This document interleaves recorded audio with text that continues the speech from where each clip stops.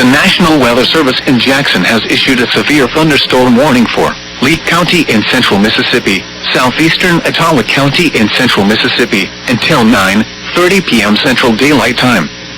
At 8:29 p.m. Central Daylight Time, a severe thunderstorm was located near Ludlow, or 11 miles southwest of Carthage, moving northeast at 10 miles per hour. Hazard, 60 miles per hour wind gusts and quarter-size hail. Source, radar indicated.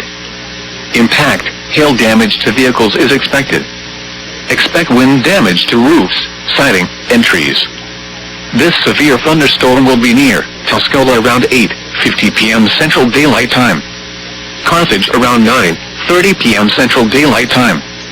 Other locations impacted by the severe thunderstorm include Lena, Walnut Grove, Redwater, and Standing Pine. For your protection, move to an interior room on the lowest floor of a building.